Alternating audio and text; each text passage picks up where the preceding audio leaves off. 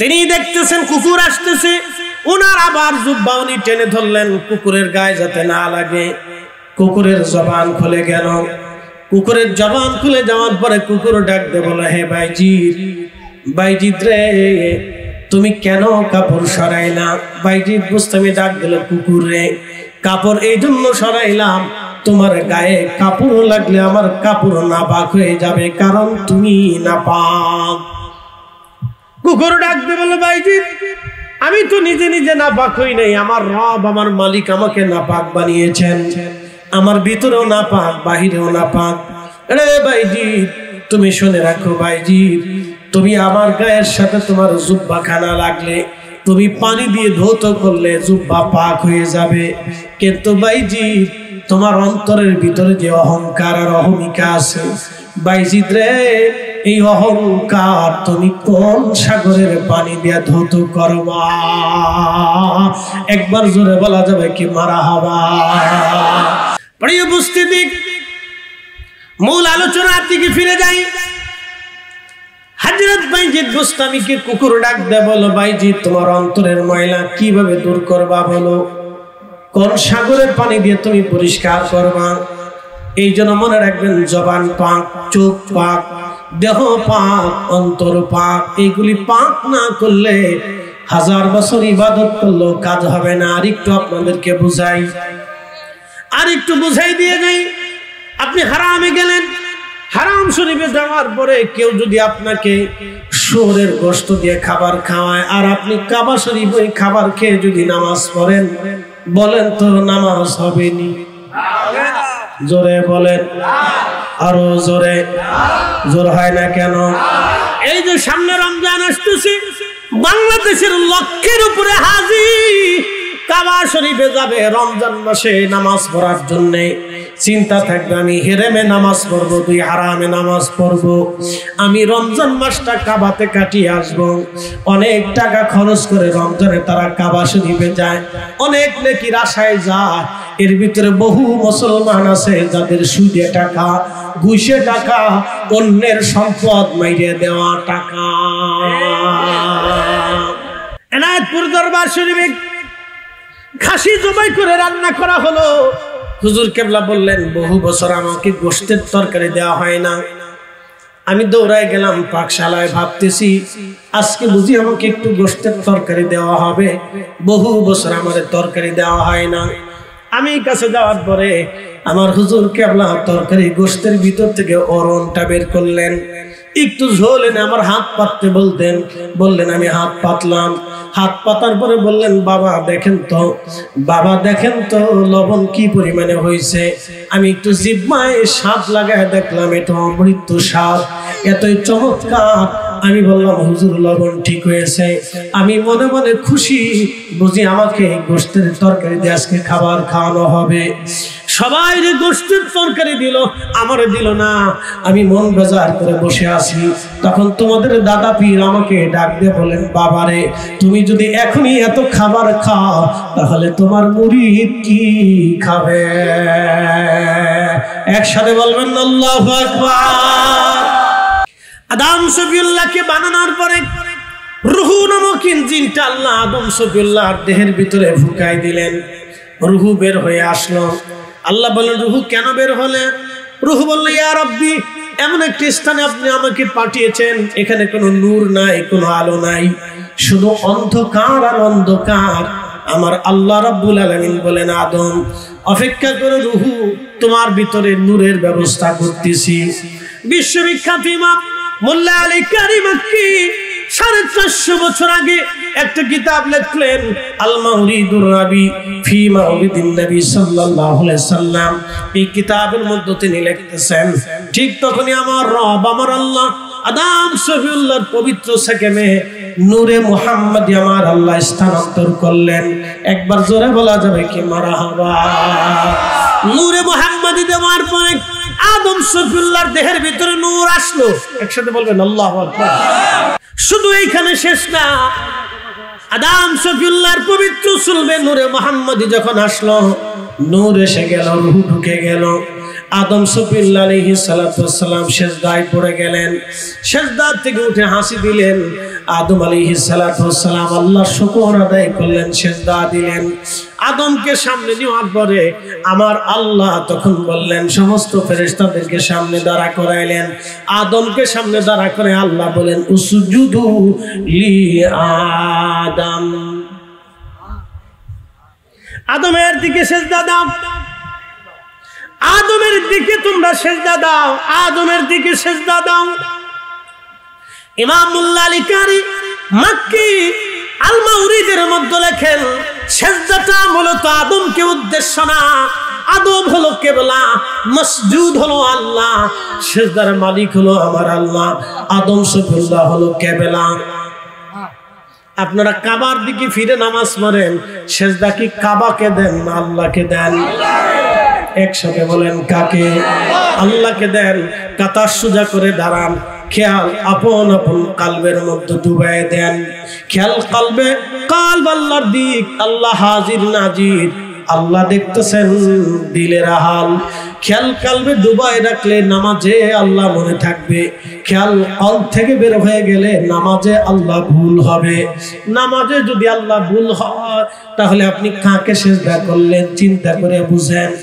মুখে আল্লাহর নাম, দিলে দুনিয়ার জল্পনা কল্পনা, এমন নামাজে কি ফল? নির্বাচন আসলে অনেকের মাথায় টুপি চলে যাবে, ভোটাভুটির নামাজ, এলাকায় গেল ভোট চাইতে, আজান পড়েছে, নামাজ যদি না পড়ে তো মানুষ কি বলবে? এরা মানুষের ভয়ে নামাজে যায়, এরা মূলত আল্লাহর ভয়ে নামাজে যায় না। আল্লাহ বলেন, ফাওয়াইলুল লিল মুসাল্লিন আল্লাযীনা হুম আন সালাতিহিম সাহুন। কপাল পোড়া সে নামাজি যে মানুষ দেখানোর জন্য নামাজ পড়ে, আর একটা নামাজ দিলাম আমি সামাজিক নামাজ। বলে সামাজিক নামাজ কি? সমাজে বিচার সালিশে বসছে, আজান করলো, ইমাম সাহেব হুজুর বললো নামাজ আসেন, আগে নামাজ আদায় করি পরে বিচার সালিশ করব। ওখানে যারা বিচার করতে আইছে তাদের অধিকাংশই নামাজ পড়ে না। এরা চিন্তা করলে এখন যদি নামাজ না পড়ি তো সমাজে মুখ দেখাবো কেমনে? এরা সমাজ রক্ষা করার জন্য নামাজে গেল। আল্লাহ বলেন, ফাওয়াইলুল লিল মুসাল্লিন। কিয়ামতের ময়দানে আল্লাহ বলবে, আরে জাহান্নামীরা, তোমরা কেন জাহান্নামের মধ্যে চলে যাও? কোন কারণে জাহান্নামে তোমরা চলে যাও? সেদিন তারা বলবে, লাম নাকু মিনাল মুসাল্লিন, আমরা মুসল্লিদের অন্তর্ভুক্ত ছিলাম না, আমরা মুসল্লি ছিলাম না। মুসল্লি হতে হবে মুসল্লির মতো, নামাজি হতে হবে নামাজির মতো। এ নামাজের নাম খুশু হুজুর নামাজ, এ নামাজের নাম হুজুরি কালবের নামাজ। কথা বলেন ঠিক কিনা?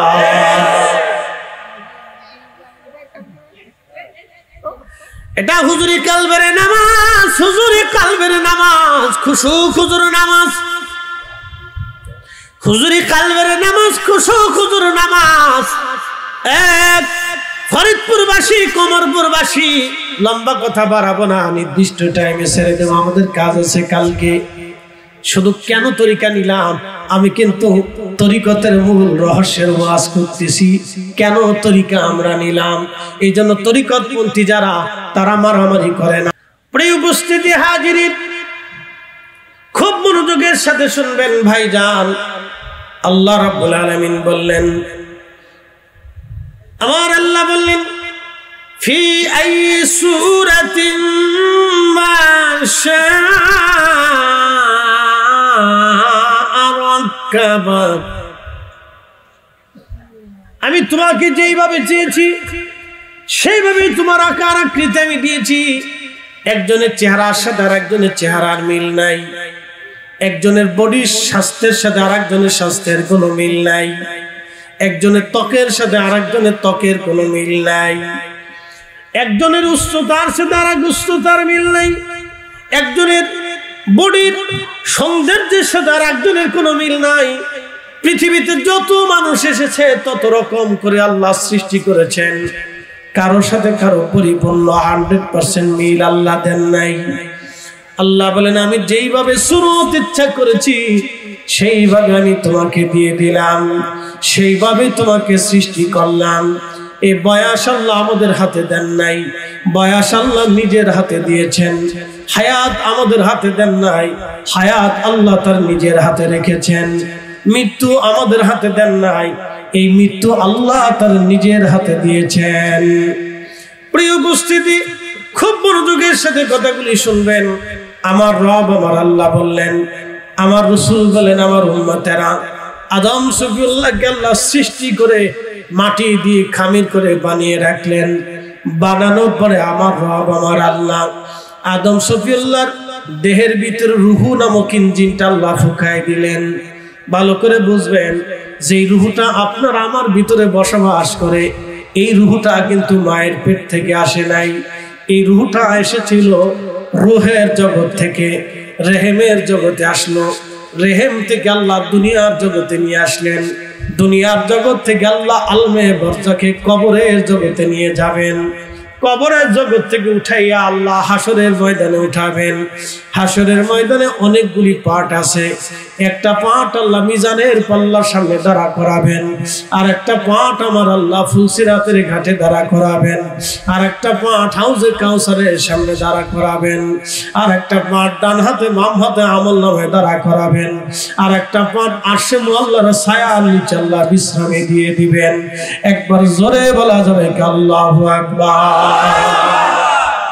বাইজিদ বুস্তামি রাহমাতুল্লাহ আলাইহি রাস্তা দিয়ে হেঁটে যাচ্ছেন। উনি আজকের ওলি না, উনি হাজার হাজার শত শত বছর আগের ওলি। চট্টগ্রামে যদি যান তাহলে একটা থানা পাবেন, বাইজিদ থানা। এই বাইজিদ থানাতে একটা দরগা আছে, দরগাহে বাইজিদ বুস্তামি। এখানে ওনার কোনো মাজার নাই। এই দরগাতে তিনি এসে বসেছিলেন, এখান থেকে তিনি কালেমার দাওয়াত দিয়েছিলেন। চট্টগ্রামে বহু ওলি আসছে, সাগরের পথ দিয়ে বহু ওলি আসছে। সাগরের রাস্তা দিয়ে আগের ওলিরা যাতায়াত করতেন, নদীর রাস্তা দিয়ে ওলিরা যাতায়াত করতেন।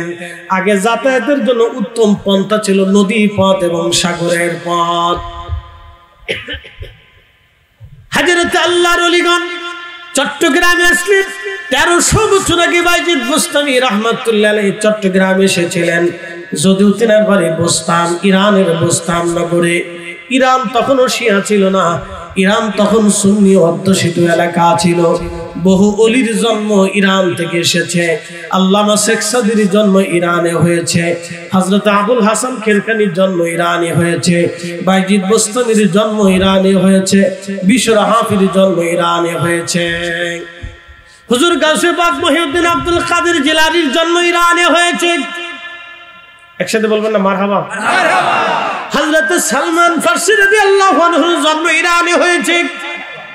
ফরিদপুরবাসী খুব মনোযোগ দিয়ে কথা শুনবেন। যে আলোচনার দিকে গিয়েছিলাম আমি সেইখানে যাই। হযরত বাইজিদ বুস্তামি রাহমাতুল্লাহ আলাইহি, আল্লামা বদরউদ্দিন সেরহিন্দি রাহমাতুল্লাহ আলাইহি 400 বছর আগে হাজারাতুল কুদসের মধ্যে তিনি ঘটনাখানা লিপিবদ্ধ করেছেন। বাইজিদ বুস্তামি রাহমাতুল্লাহ আলাইহি তিনি যাচ্ছিলেন রাস্তা দিয়ে, এমন সময় একটা কুকুর আসতেছিল। কুকুরের শরীরে ঘা। আপনারা জানেন কুকুরের শরীরে যদি ঘা হয় তাহলে এই কুকুরের শরীরে ঘা হওয়ার কারণে কুকুরের শরীর থেকে গন্ধ আসে। কুকুর আসতেছিল, ঠিক এমন সময় বাইজিদ বুস্তামি রাহমাতুল্লাহ আলাইহির গায়ের উপরে আবা ছিল, কুর্তা। দেখবেন খতিব সাহেবরা জুব্বার উপরে একটা আবা পরে, এখনো সৌদিরা আরাবিয়ানরা আবা পরে। আরাবিয়ানরা কোথাও গেলে আবা গায়ে দেয়, কারণ এটা আবাটা তাদের জাতীয় পোশাক। এটা আমি কেন বুঝাইলাম? অহংকারের কথা বলতেছি না, বলতেছি বোঝানোর জন্য। আমাদের এত জনগণ থাকার পরও আমরা কারো মাহফিল বন্ধ করি না, কারো মসজিদ দখল করি না, এলাকা দখল করি না, আমরা কারো হিংসা করি না, কারো অহংকার করি না, আমরা কারো ক্ষতি করার চেষ্টা করি না। এই নীতিমালা আমাদের তরিকার ভিতরে নাই। কথা বলে আছে? আছে? একসাথে বলেন আছে না? এই নীতির ভিতরে আমরা বিশ্বাসী না, এই নীতিতে বিশ্বাসী না, এই নীতিতে বিশ্বাসী না। খুব ভালো করে শুনে যাবেন। এই জন্য তরিকত পন্থীরা যারা তাসাউফ মানে তাদের দিল নরম হয়। কি নরম হয়, তাদের কাজ হয় দিলে দিলে, অন্তরে অন্তরে, তাদের সবক হয় কালবের ভিতরে। এই জন্য হুজুর কেবলা প্রথম সবকটাই কালবে দিতেন। কথা বলেন ঠিক কিনা? মানুষ বানানোর জন্য। তো নামাজ হবে কার জন্য? একসাথে বলেন কার জন্য? আমাদের নামাজ চলে গেলে এখন বিয়াই নামাজ, আরেকটা নামাজ দিছি বিয়াই নামাজ। বলে ফরিদি সাহেব বিয়াই নামাজ কি? বিয়াই নতুন বাড়ি বেড়াইতে এসে চিন্তা ডাক দিয়ে বলুন বিয়াই সাহেব আসেন, আমাদের মসজিদটা খুব সুন্দর, নামাজ পড়ে আসি, জোহরের আজান দিছে। বিয়াই চিন্তা করলো নামাজে যদি না যায় তো বিয়াই কি মনে করবে, তো বিয়াইরে খুশি করার জন্য নামাজে গেছে। এটা আল্লাহকে খুশি করার জন্য যায় নাই, বিয়াইরে খুশি করার জন্য গেছে। এ নাম দিছি বিয়াই নামাজ। আর একটা নাম দিছি বতরে নামাজ। বছরের নামাজ চিনেন নাই? খালি জুমার নামাজ পড়ে, আর করে না। কি কথা বললেন? এটার নাম হলো বছরের নামাজ। শুধু জুমার নামাজ পড়ে, আবার কি আছে খালি ঈদের নামাজ পড়ে আর করে না। আবার রমজান মাস আসলে নামাজ ধরে, এরপরে আর সারে রমজান মাস চলে গেলে নামাজ পড়ে না। আর কিছু নামাজ আছে পরীক্ষার্থী যারা পরীক্ষা দিয়ে আসার পরীক্ষার আগে নামাজ ধরে, পরীক্ষা দিয়ে রেজাল্ট পর আগ পর্যন্ত নামাজ পড়ে, টুপি ছাড়ে না, মসজিদের বারান্দা ছাড়ে না, রেজাল্ট শেষ পরের দিন তার মসজিদ চিনে না। মসজিদের বারান্দা ছাড়ে না ওরা। পরীক্ষা আসার 3 মাসে কিন্তু টুপি মাথায় দিছে। বিরাট বুজুর্গ সুফি সাধু, বিরাট সুফি, মসজিদের বারান্দা ছাড়ে না। এরপরে পরীক্ষার রেজাল্ট যেদিন দিবে সেদিন পরীক্ষার রেজাল্ট ভালো টালো হয়ে যাওয়ার পরে এরপরে তো এই যে শুরু হয়ে গেল আর নামাজ নেই। শয়তানে আসে বাপ কত বড় চিটার। তো আমারও ফিল মেনে ফেলছে।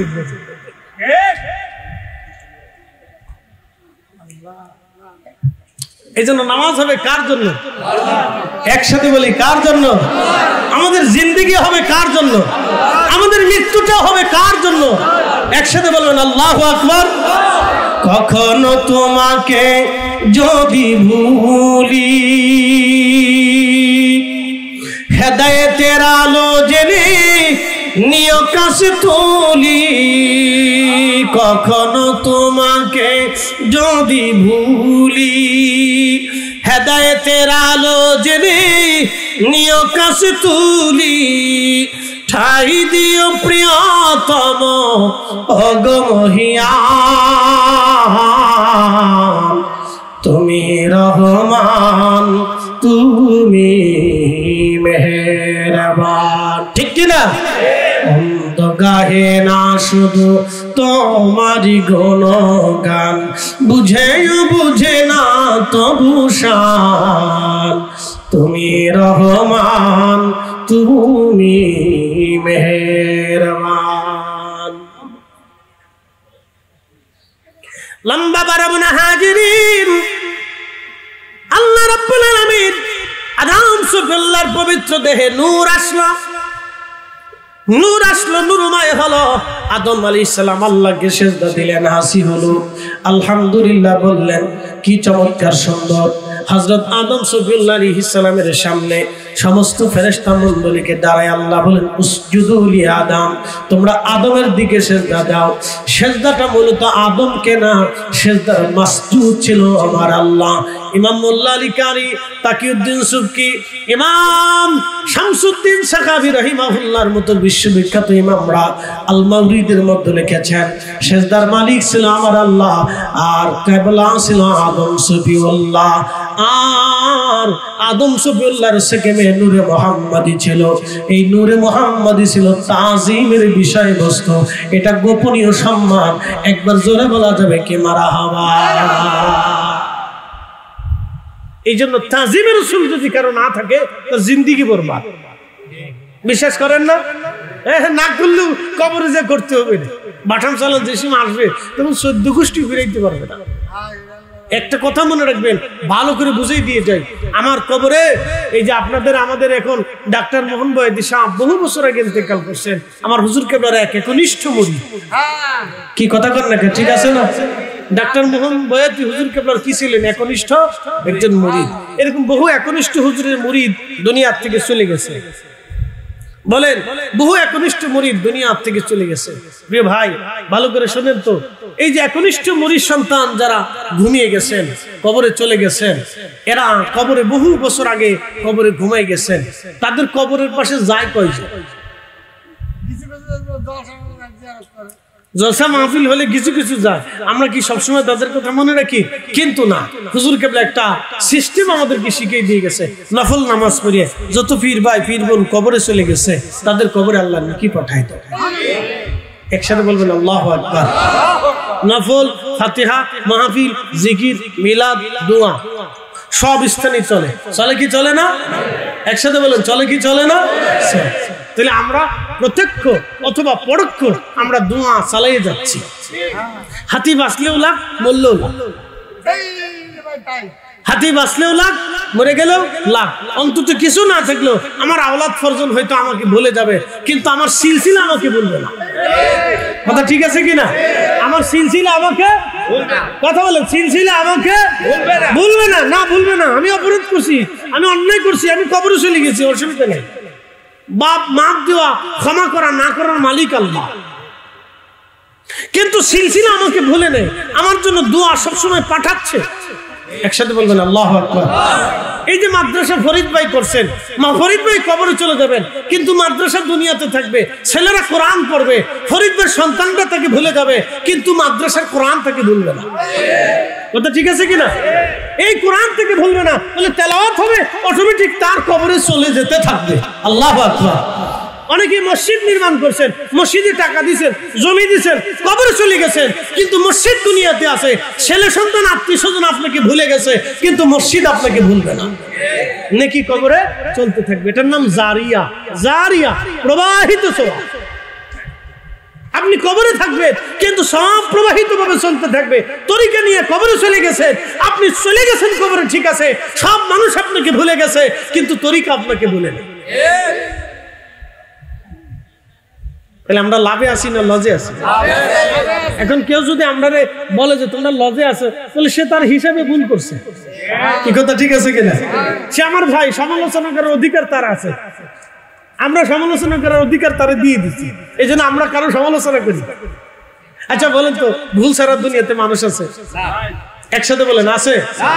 সারা বছর অনেকে কইছে না যে আটটুসি হিন্দুর বাড়ি, হিন্দু কেন যায়, আটটুসি কেন হিন্দু যায়, কইছে না? এখন আমি যদি প্রশ্ন করি, ভাই আপনারা ভোটের জন্য এই প্রতিমা দুর্গা পূজার সামনে গেছেন কে? কি কথা ঠিক আছে না? আমরা প্রশ্ন করতে পারি না। আপনারা রাজনীতির জন্য কেন গেলেন? আপনি জবাব দেন। কোরআনের কোন বিধানে, রাসূলের কোন তরিকাতে আপনি গেছেন, আপনি জবাব দেন। জবাব আছে ভাই? না। কোরআন সুন্নাহর দিকে তাকালে কোনো জবাব নাই। রাজনীতির দিকে তাকালে আপনি যেতে পারেন, রাজনীতি করে ভোটের দরকার, আপনি গেছেন তাদের কাছে, অসুবিধা নেই, গেছেন গেছেন। কিন্তু কোরআন সুন্নাহর দিকে তাকাইলে আপনি যেতে পারবেন। আবার অনেকে দেখছি অনেক বসে বসে খাবার খাইতেছে। কি আশ্চর্য, মিলাদের খাবার ওনাদের কাছে বেদাত, কিন্তু ওই পূজা মণ্ডপের সামনে যে বিস্কিট খেতেছে, কোক খাইতেছে, চা খাইতেছে, এটা ওই সময় বেদাত হইল না? কে ভাই, এই ধরনের নীতিমালা আপনাদের থাকবে কেন? এগুলো ভুল, আমাদের যেটা ভুল সেটা ভুল। কথা কোন ঠিক আছে না ভাই? আমি সমালোচনা করতেছি, তাদের মন্দ বলবো না। রাজনৈতিক প্রেক্ষাপট, দেশের আন্তর্জাতিক প্রেক্ষাপট মিলে অনেক কথাই আছে, সিচুয়েশন ভিত্তিক অনেক সিস্টেম আছে, তারা যেতে পারে। গেছেন রাজনৈতিক প্রেক্ষাপটে যান, দেশীয় সিচুয়েশনে, দেশের আভ্যন্তরীণ বিষয়ের উপর ভিত্তি করে তারা গেছেন, যাবেন। কিন্তু এতদিন যে আপনারা আমরা রেখে নিন, এটার কি হবে? এটা আমরা আপনাদের কাছেই ছেড়ে দিলাম।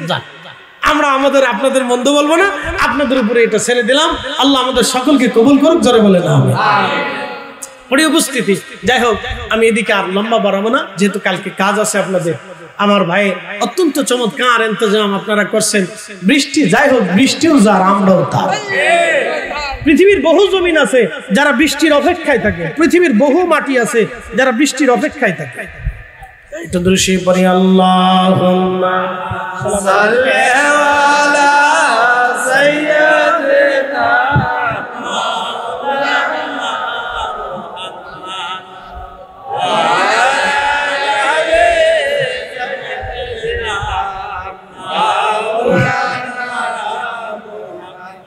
আল্লাহুম্মা সাল্লি আলা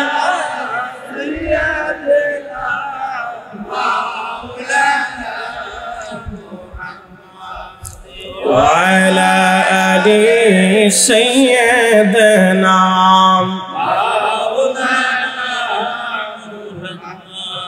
কষ্ট হচ্ছে আপনাদের? আর কথা বাড়াবো না, বেশি লম্বা কথা বাড়াবো না। আমি তরিকতের মূল ভিত আপনাদের সামনে উপস্থাপন করছি। 1 নম্বর, আমরা হুজুর কেবলার দেওয়া শিক্ষা বিকালবিন সলিম, আত্মার পরিশুদ্ধতা আমাদের দরকার। কথা বলেন ঠিক কিনা? 1 নম্বরে হালাল, একসাথে বলেন 1 নম্বরে কি? জোরে বলেন 1 নম্বরে কি? হালাল খাবার। জোরে বলেন কি খাবার? শোনেন, আপনার একটা কথা বলি আজকে, হালাল খাবার আপনি খাবেন, আপনি যদি দিন শেষে একবারও আল্লাহকে ডাক দেন আল্লাহ বলে, তাও সেটা কবুল হবে। আর যদি আপনি হারাম খাবার খাইয়া হেরেমে যাইয়া কাবা শরীফ ধরেও যদি আপনি কান দেন আর নামাজ পড়েন, মাকামে ইব্রাহিমও যদি নামাজ পড়েন, তাও কিন্তু কাজ হবে। বুঝাইতে পারছি? তো একবারে তরিকা কিন্তু অরিজিনালটা দেখাই দিছে, একবার রাস্তা বাতলাই দিচ্ছে, শেষ। একসাথে কোন আল্লাহু আকবার। হিসাব সহজ, জোরে বলেন হিসাব সহজ, জোরে বলেন হিসাব একবারে সহজ হিসাব দিছে। হালাল খাবার, জোরে বলেন কি খাবার? একসাথে বলেন কি খাবার? আমাদের জাকির ভাইরা কি সুদের সাথে জড়িত আছেন? আমার তো নজরে পড়ে না, আমার নজরে পড়ে না, দুই একজন ভুল তো হতেই পারে। তা আমরা তাদেরকে মহাব্বত করে ডেকে নিয়ে আসবো। কি অধ্যক্ষ সাহেব ঠিক আছে না? আমরা তাদেরকে ডেকে নিয়ে আসবো। আরে ওনারা একটু চেয়ার দিবেন না, কষ্ট হচ্ছে, অনেক বয়স মানুষ। এবার বসে থাকতে কষ্ট হয়, একটা চেয়ার নিচে ওনাকে দেন, বসতে দেন। অধ্যক্ষ সাহেব একটা চেয়ার দেন, বয়স হয়ে গেছে ওনাদের, সর্বনাশ। আপনারা এগুলো খেয়াল করবেন না। চেয়ার দাও, চেয়ার দাও, উপরে দাও, এখানে বসে। যারা বয়স্ক আছে তাদেরকে চেয়ার দিবে। অনেক সময় আমরা তো আমাদের হাত পা ঝিঝি ধরে দিই, শক্ত জায়গা না। স্যার বসেন, বসেন।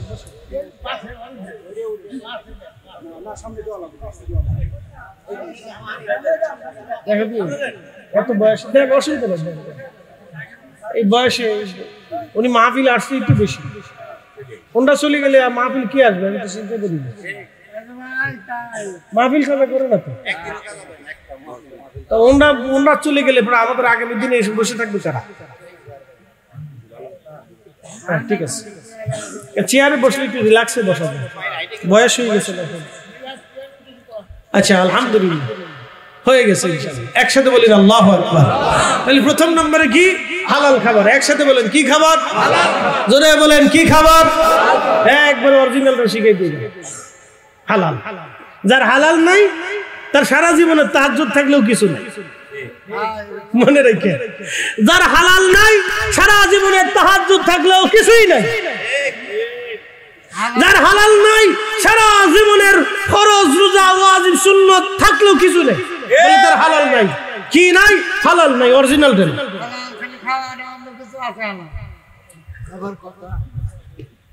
হালাল।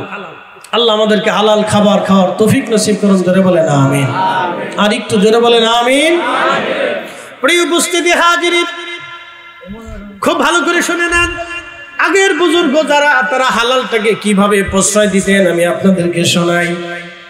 বিশ্ববিখ্যাত একজন আল্লাহর ওলি, তার নাম হযরতে খাজা মাহমুদ বাহদাবানী নকশবন্দি রহমাতুল্লাহ আলাইহি।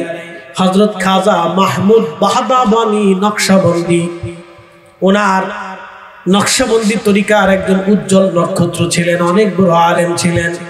ওনার প্রশংসা আল্লামা মোল্লা আলী কারি রহমাতুল্লাহ আলাইহি আল মাউরিদের মধ্যে তিনি লিখেছেন এই ঘটনাখানা। হযরত আল্লামা খাজা মাহমুদ বাহদাবানী নকশবন্দি, ওনার জমানা হলো ভারতের মুঘল সাম্রাজ্যের অধিপতি যিনি সম্রাট বাবর। বাবরের ছেলের নাম সম্রাট হুমায়ুন। নাম শুনছেন না আপনারা? সম্রাট বাবরের ছেলের নাম সম্রাট হুমায়ুন। হুমায়ুন বারবার যুদ্ধে পরাজিত হয়, নানান প্রতিকূল বিপদ আপদ বারবার আসে। তখন বাচ্চা হুমায়ুন বলল, এই জমানার একজন আল্লাহর ওলি আছে, তার নাম মাহমুদ বাহদাবানী নকশবন্দি। হুজুরকে দয়া করে আমার রাজ দরবারে আসতে বলেন, এসে আমার দরবারে বসে যেন হুজুর দোয়া করে যায়, যাতে এই মুসিবত আল্লাহ আমার বিতাড়িত করে দেয়। উনি অনেক যুদ্ধে হেরেছেন, অনেক বিপদ বারবার আসে। উনি চিন্তা করলেন আল্লাহর ওলিকে নে আমার বাড়িতে রাজ দরবারে যদি দোয়া করাই তাহলে হয়তো আল্লাহ আমার বিপদ দূর করায় দিবেন। খাজা মাহমুদ বাহদাবনী নকশবন্দি রাহমাতুল্লাহ আলাইহি উনি সেই মহান আল্লাহর ওলি তিনার কাছে চলে গেলেন প্রধান সেনাপতি বৈরাম বেগ প্রধান উজির। বৈরাম বেগের নাম আপনারা শুনছেন। বৈরাম বেগ চলে গেলেন। বৈরাম বেগ যাওয়ার পরে বললেন হুজুর বাদশা দাওয়াত করেছেন রাজ দরবারে আপনাকে। আল্লাহর ওলি ডাক দিলেন হে বৈরাম তোমার বাদশাকে যা বলো আমি মাহমুদ বাহদাবনী নকশবন্দি কোন রাজ দরবারে দাওয়াত নেই না। একসাথে জোরে বলবেন আল্লাহু আকবার। আগের ওলি যারা ছিলেন তারা রাজা বাদশাদের কাছে যাইতেন না, রাজা বাদশারা তাদের কাছে আসতো। আমাদের এই তরিকাতে কোন ওলি রাজা বাদশার কাছে যান না। আমাদের ওলিদের একজন ওলি ছিলেন তার নাম হযরতে আবুল হাসান খেরকানি। ওনার খেরকানি ওনার সেই হুজরা ইরানে পৃথিবী বিখ্যাত একজন বাদশা ছিলেন তার নাম সুলতান মাহমুদ গজনবী। তিনার দরবার ছিল রাজ দরবার ছিল বর্তমান আফগানিস্তানের গাজনি গেট আছে, কাবুলের গজনি গেট। ওনার মাজার গজনিতে আছে, এখনো সংরক্ষণ করে রাখছে, খুব চমৎকার। হযরত মাহমুদ সুলতান মাহমুদ গজনবী রাহিমাহুল্লাহ তিনি এখান থেকে আফগান থেকে সেই ইরানের খেরখানে চলে গেছেন হুজুরের কাছে হাঁটতে হাঁটতে দোয়ার জন্য। কি দোয়া? বলে আমি সোমনাথ মন্দির আক্রমণ করবো সেই জন্য দোয়া চাইতে গেছি। একসাথে বলবেন আল্লাহু আকবার। ইতিহাস ভুলে যায় না, ইতিহাস ভুলেন না, ইতিহাস ভুললে বিপদ আছে। ওলিদের এই স্বনামধন্য ইতিহাস ভুলে যান না, ওলিদের ইতিহাসগুলি বইলেন, আমাদের জানার দরকার। শুনে যান। তো মাহমুদ বাহদাবনী নকশবন্দি বললেন হে বৈরাম তোমার রাজাকে বলো যাও আমি কোন রাজ দরবারের দাওয়াত নেই না, যাও।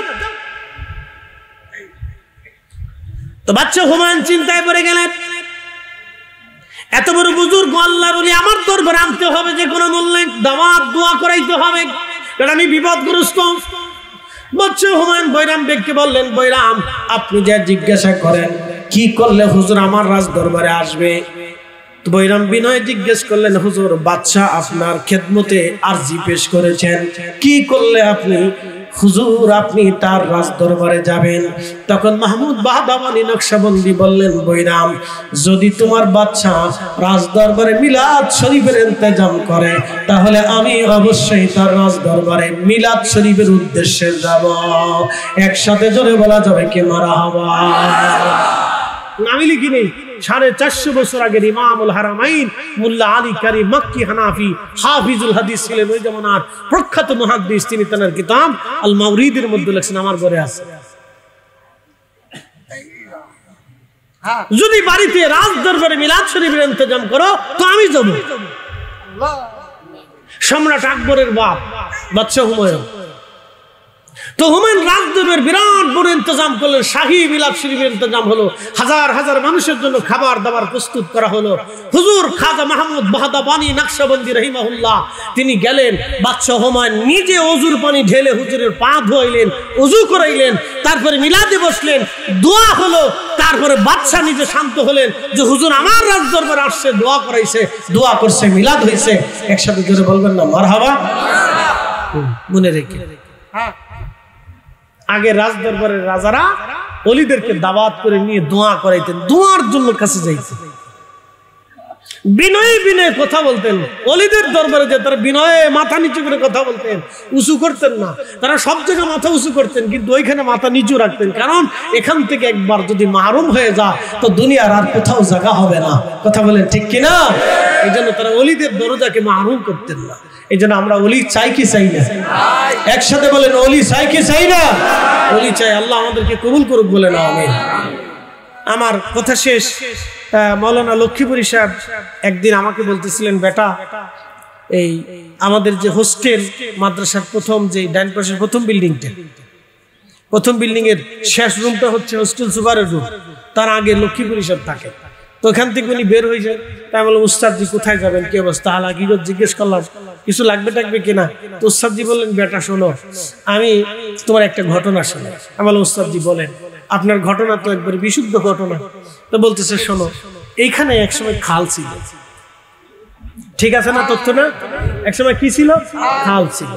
বলে বেটা এখানে একসময় খাল ছিল, এখানে মাদ্রাসা ছিল না, হেলিপোর্টও ছিল না, জোয়ারের পানি বর্ষাকালে পানি এসে ভরে যায়।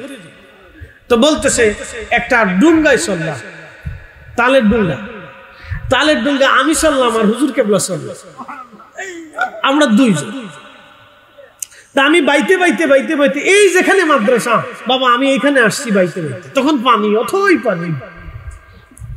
তো বলতেছে হুজুর কেবলার হাতে দুইটা মাটির ডলা, হুজুর কেবলা একটা মাটি হেলিপোর্টের দিকে নিক্ষেপ করলেন, নিক্ষেপ করে এখান থেকে বললেন বাবা মৌলানা লক্ষ্মীপুর সাহেব এখানে একসময় একটা হেলিপোর্ট হবে, দেশের প্রেসিডেন্ট নাম। তো আমি তখন চিন্তা করলাম যে আমি কি পাগল হইলাম না, লক্ষ্মীপুর সব চিন্তা করতেছে যে আমি কি পাগল হলাম, এই কথা যদি কালকে এই 38 মানুষের কইতা আমারও ভিড়ে এটি কি হয়। তো পরে আবার হুজুর একটা ঢেল নিক্ষেপ করে বললেন বাবা এখানে বাংলাদেশে অনেক বড় একটা মাদ্রাসা হবে। তো লক্ষ্মীপুর সাহেব বললেন আমি মনের কথা মনেই রাখলাম, আর খুব ভয় পাইলাম এই কথা কারো কাছে কোয়া যাবে না, কইলে মানুষ আমার ফিটাইবো আর বন্ধ করবো, এই গালিগালাজ করবো যে পাগল হয়ে গেছে, এত বড় খাল এখানে প্রেসিডেন্ট নামবে। বলেন প্রেসিডেন্ট আসছে কিনা? না একসাথে বলেন আসছে কিনা? মাদ্রাসা আছে কিনা? হেলিপোর্ট আছে কিনা? তো ওলিরা যে কথা বলেন এটা ওনাদের ইচ্ছায় বলেন না, আল্লাহর পক্ষ থেকে যেটা আসে সেটাই বলেন, কথা বলেন ঠিক কিনা? তো ভাই সাহেব তো ওনার যদি মুরিদ হয়ে থাকেন তাহলে ওনার দেওয়া সবক আদায় করবেন, ইনশাআল্লাহ হবে না? জোরে বলেন হবে না? আল্লাহ কবুল করুক, বলেন আমিন। আসেন দাঁড়ায় নবীজিকে সালাম জানাই, ইয়া নবী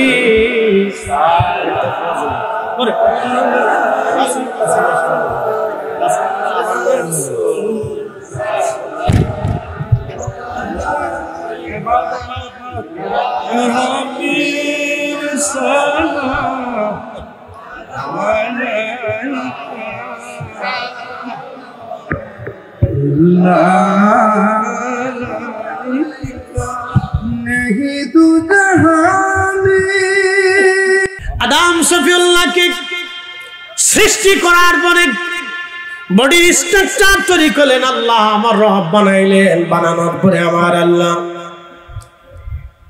কোরআন শরীফে বললেন খালাকাল ইনসানা মিন সালসালিন কাল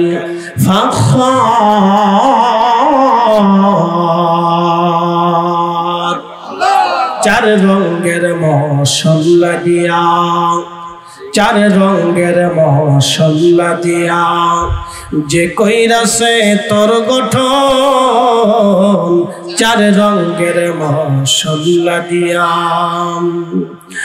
আগুন পানি মাটি বাতাস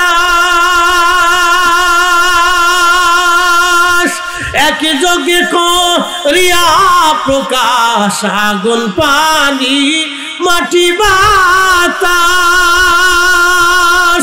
একই যোগে করিয়া প্রকাশ, দেখিলি না তুই কইরা তালাশ, ওরে দেখলি না তুই কইরা তালাশ, কোন জায়গা সে মহাজন, চার রঙের মশলা দিয়া, চার রঙের মশলা দিয়া যে কইরাছে তোর গঠন, চার রঙের মশলা দিয়া। এ শোনেন ভালো করে শোনেন, মানুষ মরে গেলে তার শেষ হয় না। অনেকে বলে মানুষ মরে গেলেই শেষ, এটা ভুল ধারণা। মানুষ মৃত্যুটা তার শেষ না, মৃত্যুটা হলো প্রস্থান, এক স্থান থেকে সে আর এক স্থানে চলে যাচ্ছে, স্থান পরিবর্তন করা, এটার নাম হচ্ছে মৃত্যু। এটাকে আল্লাহ মৃত্যুর সাথে তুলনা দিয়েছেন। তো দুনিয়ার জগৎ থেকে সে মৃত্যু নিল, মৃত্যুবরণ করলো। আল্লাহ মানুষ মারা যাওয়ার পর আমরা কি বলি? ইন্না লিল্লাহ, একসাথে বলি ইন্না লিল্লাহ। নিশ্চয় আমরা কার জন্য? না, একসাথে বলতে হবে কার জন্য? আমরা মূলত আল্লাহর জন্য। আমরা পীরের কাছে গেছি মূলত আল্লাহর জন্য। কি কথা বল না, ঠিক কিনা? না ভিন্ন কোনো উদ্দেশ্য আছে? আমরা ওলিদের সহবতে বসি আল্লাহর জন্য।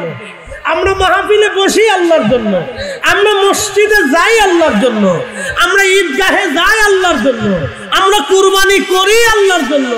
এর ভিতরে কিছু মানুষের ইখলাসের ত্রুটি থাকে, আন্তরিকতার ত্রুটি থাকে। যাদের আন্তরিকতার ত্রুটি ছিল না তারা দুনিয়াতে শ্রেষ্ঠ হয়ে গেছে। যেন আমার পীর ও মুর্শিদের আন্তরিকতার ত্রুটি না থাকার কারণে আল্লাহ দুনিয়াতে তাকে জগৎ জোড়া ওলি বানিয়েছে। কথা বলে ঠিক কিনা? কারণ তার ইখলাসের কোনো ত্রুটি ছিল না। উনি ওনার পীরের দরবারে যতদিন কাটিয়েছেন ওনার ইখলাসের ত্রুটি ছিল না, যার কারণে জীবনে কোনোদিন এক ওয়াক্ত নামাজ কাজা হয় নাই, জীবনে একটা তাহাজ্জুদের ওয়াক্ত রহমতের সময় তার কাজা হয় নাই, জীবনে তিনি মিথ্যা বলেন নাই, কারো গীবত কোনোদিন বলেন নাই। ওনার সামনে বহু মানুষ এখানে আপনারা বসে আছেন, আমার বাবার সাথেও দরবারে গেছেন যারা, তারাও বসে আছেন, আমার বড় ভাই যারা তারাও বসে আছেন, আমার সমবয়সীরাও বসে আছেন, আমার ছোটরাও বসে আছেন, আমার বড় যারা আছেন তারা পীর ও মুর্শিদকে দেখছেন। জীবনে কখনো কোনোদিন কারো শিকায়ত করেন নাই, গীবত করেন নাই, একটা ভুল বাক্য মন্দ কথা মুখ থেকে ফায়সা কথা বলেও কখনো বলেন নাই। কি কথা ঠিক আছে না ভাই? এটা হচ্ছে কি জবানের পবিত্রতা। একসাথে বলেন, জবানের পবিত্রতা। যখন বান্দা জবানকে পাক করে তখন ওই জবান আর বান্দার জবান থাকে না, এই জবান আল্লাহর জবান হয়ে যায়। একসাথে বলবেন আল্লাহু আকবার। কি পাক করতে হবে? জবানকে পাক করে। আমরা কেউ জবান পাক করতে পারি না। যখন বান্দা জবান পাক করে তখন বান্দার জবান আর জবান থাকে না, এটা আল্লাহর জবান হয়ে যায়। যখন বান্দা তার চোখকে পাক করে তখন এই চোখ আর তার চোখ থাকে না, এটা আল্লাহর চোখ হয়ে যায়। আল্লাহু আকবার। যখন বান্দা তার দেহ পাক করে, বলে দেহ পাক কি? হারাম খাওয়া যাবে না। যখন বান্দা তার দেহ পাক করে তখন এই বান্দার দেহ পাক হয়ে যাওয়ার পরে তখন কি হয়ে যায়? তার দেহ আর তার থাকে না, এটা আল্লাহর হয়ে যায়। যখন বান্দার কাল নিজেকে পরিশুদ্ধ করে, বলে কাল কিভাবে পরিশুদ্ধ করে? গীবত, শিকায়েত, মিথ্যা, হিংসা, অহংকার এগুলি থেকে নিজেকে মুক্ত করে যখন সে তার কালবিন সালিম, তার আত্মাকে সে সালিম করে ফেলে, পরিশুদ্ধ করে, পবিত্র করে। প্রিয় নবী বললেন, আমার উম্মত তোমাদের দেহের ভিতরে একটা গোশতের টুকরা আছে, এই গোশতের টুকরা ইদা সালুহাত সালুহাল জাসাদ, যখন এই গোশতের টুকরাটা সুস্থ থাকে তখন পুরা বডি সুস্থ থাকে। ওয়া ইদা ফাসাদাত ফাসাদাল জাসাদ, যখন এই গোশতের টুকরা অসুস্থ হয়ে যায়, নাপাক হয়ে যায়। বলে নাপাক কেমনে হয়? গীবতে, শিকায়েতে, হারামে, সুদে, ঘুষে, অন্যায়, কুকর্মে, তহমতে, অন্যের জমি সম্পদ মেরে খাওয়াতে, অন্যের হক নষ্ট করাতে, অন্যের ক্ষতি করাতে, হিংসা করাতে, অহংকার করাতে যখন এই আত্মা অপবিত্র হয়ে যায়, আমার উম্মত তোমরা শোনো, তখন তার পুরা বডিটাই অসুস্থ হয়ে যায়। একসাথে বলবেন না নাউজুবিল্লাহ? তাহলে এখন পুরা বডি যদি অসুস্থ হয়, উপরে ওযু করে কি করবেন? গোসল করে কি করবেন? আপনি আমি পাক করছি উপরেরটারে, কিন্তু ভিতরেরটারে না পাক করছি। আর ওলিদের কাজ ছিল, ওলিরা ভিতরটারে পাক করতেন, সাথে বাহিরটাকেও পাক করতেন। দুই পাকে পাকে যখন মিলে গেল তখন আর এই বডি আর তার বডি রইল না, তার সবকিছু আল্লাহর নিয়ন্ত্রণে আল্লাহ নিয়ে গেলেন। একসাথে বলবেন আল্লাহু আকবার। তখন তারা কারো দিকে মহব্বতের নজরে তাকাইলে আল্লাহ তার দিকে মহব্বতের নজরে তাকাইতেন। যদি তারা কারো দিকে আক্রোশের নজরে তাকাইতেন তখন আল্লাহ তার দিকে আক্রোশের নজরে তাকাইতেন। আশা করি আপনারা অল্প হয়তো বুঝতে পেরেছেন। প্রিয় উপস্থিতি হাজির, মহান আল্লাহর ওলি হযরত বাইজিদ বুস্তামি রাহিমাহুল্লাহর জিন্দেগীর একটা ঘটনা আপনাদেরকে শোনাই। ইরানে বহু গুণী জ্ঞানী গুণীদের জন্ম হয়েছে, বহু ওলিদের জন্ম ইরানে হয়েছে, সমরকান্দ হয়েছে, উজবেকিস্তান হয়েছে, তাজিকিস্তান হয়েছে, রাশিয়া হয়েছে, তুর্কমেনিস্তান হয়েছে, আফগানিস্তান হয়েছে। আজারবাইজানে হয়েছে। এই বেল্টে পৃথিবীর বহু ওলি, বহু আলেমের জন্ম হয়েছে। ইমাম বুখারী, ইমাম মুসলিম, ইমাম আবু দাউদ সিজিস্তানি, ইমাম তিরমিজির মতো বিশ্ববিখ্যাত ইমামরা এই সমস্ত অঞ্চলগুলিতে তারা জন্ম নিয়েছেন। হযরত ইমাম মাতুরিদি, ইমাম আশআরি, পৃথিবীর বড় বড় ইমাম, ইমাম ইস্পাহানি, ইমাম সমরকন্দি, ইমাম আবু লাইস সমরকন্দির মতো বিশ্ববিখ্যাত ফকিহদের জন্ম এখানে হয়েছে। তুর্কিস্তান এই বেল্টের ভিতরে হয়েছে। হযরত আব্দুল্লাহ ইবনে মুবারক, হযরত মুবারক রাহমাতুল্লাহ আলাইহির মতো বড় বড় ফকিহদের জন্ম এই বেল্টের ভিতরে হয়েছে। হযরত বাহাউদ্দিন নকশবন্দি, হযরত খাজা বাকিবিল্লাহ, আলী ফাহমুদি তুসি, বড় বড় বুজুর্গদের জন্ম এই স্থানে হয়েছে। আবুল হাসান খেরখানি, এদের জন্ম এই সমস্ত বেল্টে হয়েছে। আর ইসলাম এই সমস্ত বেল্ট থেকে ছড়িয়ে ছড়িয়ে ভারতে, বাংলাদেশে, মায়ানমারে, নেপালে, এরপরে শ্রীলঙ্কাতে, এরপরে আপনার মালদ্বীপে, এরপরে ইন্দোনেশিয়াতে, মালয়েশিয়াতে, ব্রুনাইতে, আপনার ফিলিপাইন্সে, সারা পৃথিবীতে ইসলাম ছড়িয়েছে। ইউরোপে, এশিয়াতে, সারা দুনিয়াতে ছড়িয়েছে। একসাথে বলবেন আল্লাহু আকবার। শুনে যান, আমরা আমাদের গৌরবময় ইতিহাসকে ভুলে গেছি। আমরা আমাদের গৌরবময় ইতিহাস ভুলে গেছি। আউলিয়া কেরামদের ইতিহাস আমাদের মনেই নেই, চর্চা নাই, চর্চা ভুলে গেছি আমরা। শ্যামসুন্দরপুরবাসী আল্লাহ বানাইলেন কত জাতি,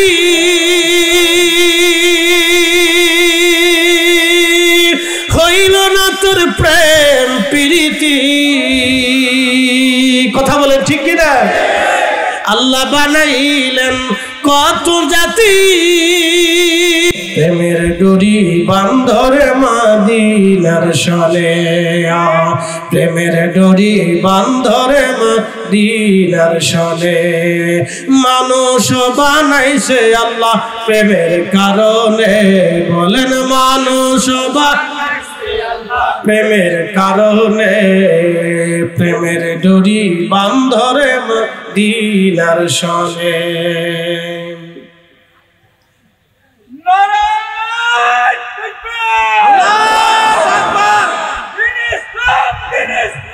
জিন্দাবাদ জিন্দাবাদ, বিশ্বলি জাকির মঞ্জিল জিন্দাবাদ জিন্দাবাদ, বিশ্বলি মেজুবাজান জিন্দাবাদ জিন্দাবাদ, বিশ্বলি লাল গোলাপ জিন্দাবাদ জিন্দাবাদ। বসিরা কি যে কষ্ট নিজে আরে পাগল নিয়ে জ্বালাতেছি। দিন ইসলামের কর্ণধার বিশ্বলি ফরিদপুরি, আচ্ছা শেষ হবে শাশুড়ি রায়পুরি, আমাদের নির্বাচন জাকির ইমাম মেজবাজান মুজাদ্দিদি, বড় চাচা মেজবাজান মুজাদ্দিদি, এলাকাবাসীর আগমন, জরুরি ফরিদির আগমন, খাজা ফরিদপুরের আগমনে পদ্মা নদী স্বাগতনে সব জায়গায় পাগল আছে, পাগল দিয়ে জ্বালাতেছে।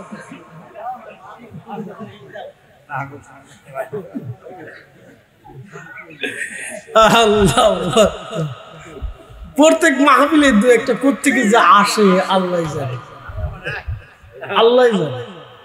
শোনেন আপনি, আমরা হাসি আর যাই করি, এটা একটা রহস্য আছে, এদিকে আমি যাব না। আমরা হাসি আর যাই করি, আল্লাহ মোহাম্মত দিয়ে দুনিয়া সৃষ্টি করছে।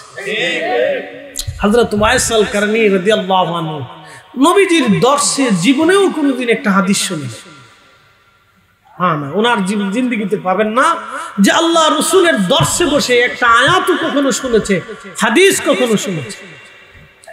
সুদূর মদিনা থেকে ইয়ামান, কত দূর রাস্তা, রসুল করিম মদিনায় বসে বসে হযরতে ওয়াসাল কারনীর ফজিলত বর্ণনা করে দিয়ে বলে গেলেন, আলী ওমর যদি কোনদিন সহিহ মুসলিম হাদিস কিতাবু ফাযাইলু আসহাবিন নবী বাবু ফাদাইলু ওয়াসাল কারনী রাদিয়াল্লাহু তাআলা আনহু, ইমাম মুসলিম লেখছে।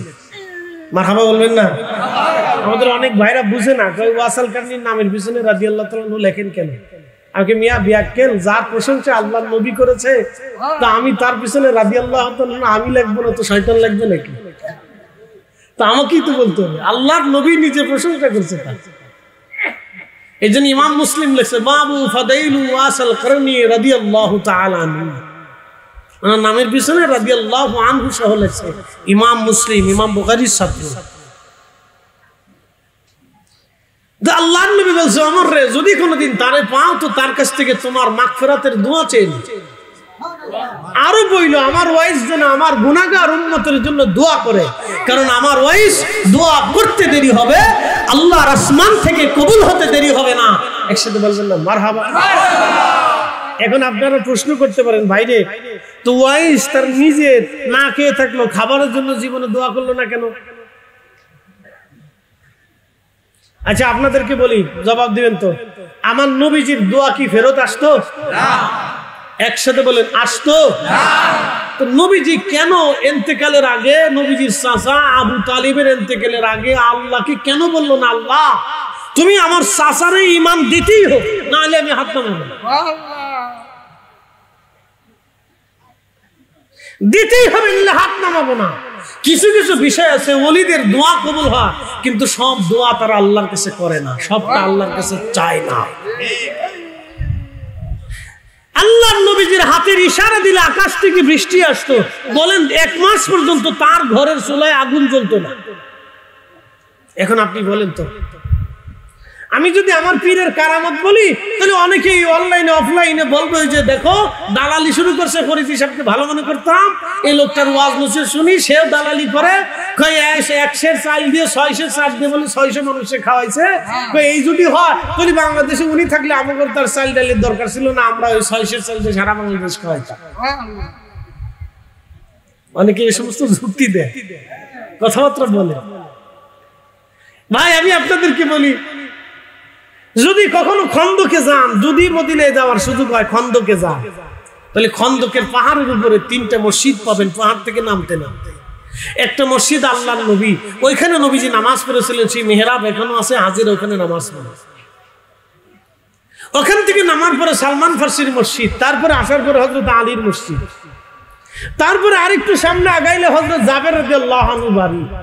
জাবের রাদিয়াল্লাহু আনহু বাড়ির পিছনে একটা পাহাড় আছে জাবল আবু সিলা, এখানে ছোট্ট একটা গুহা আছে।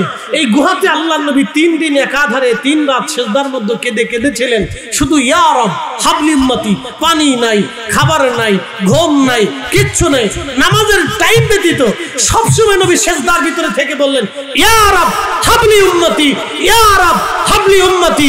একসাথে বলা যাবে না আল্লাহু আকবার। কে কাঁদলেন জোরে বলেন? নবীজি ক্ষুধার্ত, খাবারের জন্য কাঁদলেন না, আমাদের জন্য কাঁদলেন কেন?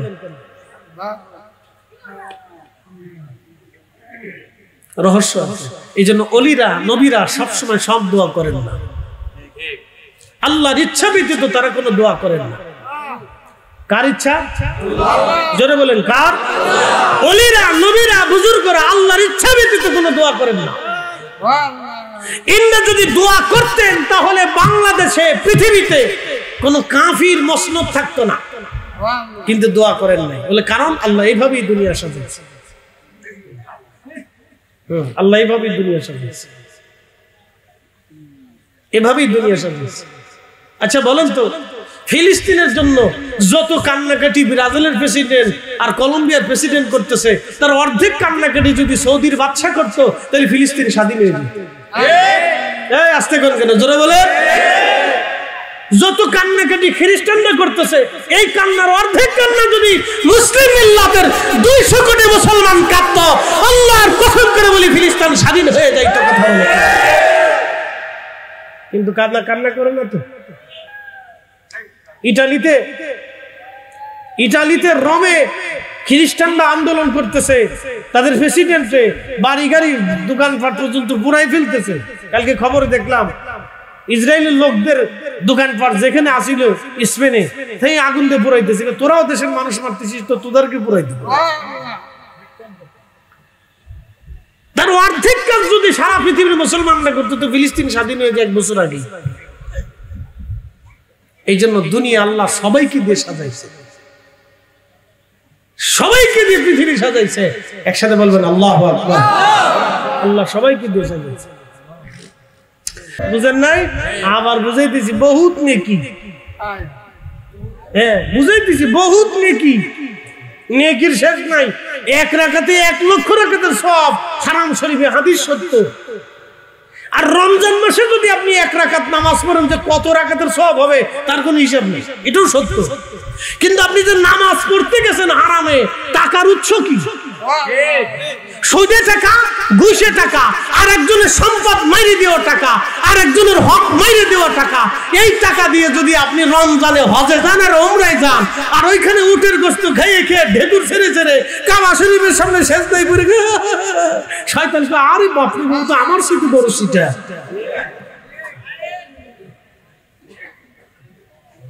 আমরা আসল ওয়াজে নাই, আসলটাই নাই না, আমরা আসলটাই নাই। মালদ্বীপে যায় দেখলাম, শোনেন, মালদ্বীপে যায় দেখলাম 100% মুসলমানের 99% মুসলমানের মাথায় টুপি নেই।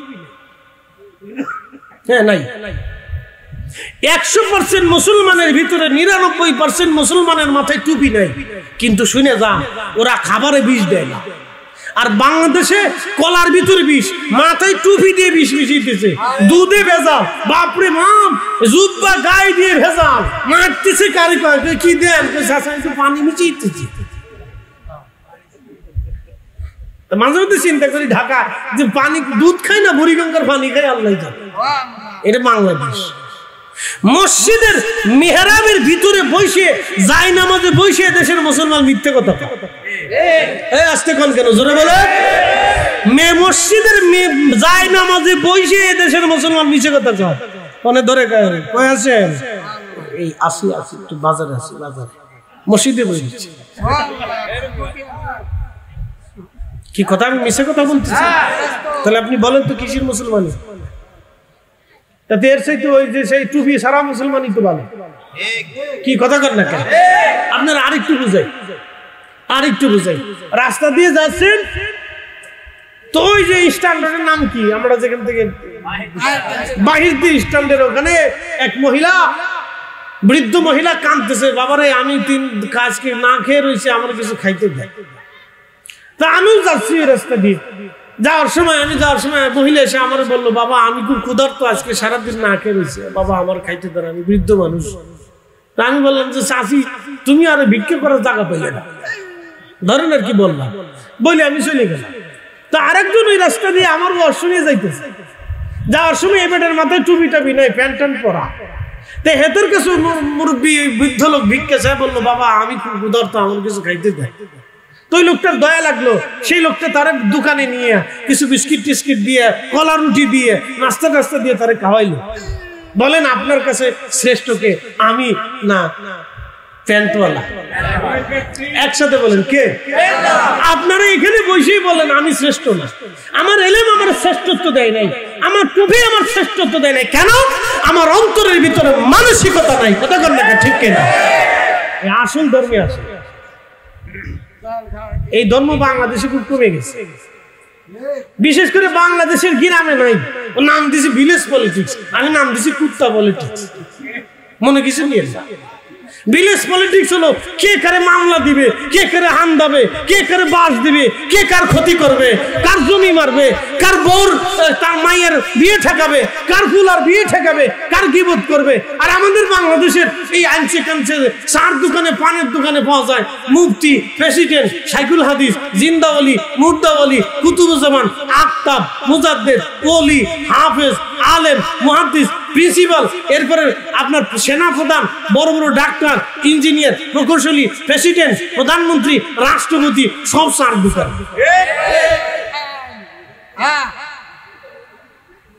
এর নাম মেড ইন বাংলাদেশ। এরা যে কত টাইম পায় আমি বুঝি না। উন্নত বিশ্বে যায় দেখেন, কেউ কারোর দিকে তাকানোর মতো সময়, কেউ কারো দিকে তাকানোর টাইম নাই, যার যার কাজে সেই ব্যস্ত, কারো গিবত করার সময় নাই। তাদের একটাই চিন্তা, আমার কাজ করতে হবে, খাইতে হবে। আর বাংলাদেশের মানুষের চিন্তাতে কার বাস দেবে, হচ্ছে আমরা মুসলমান।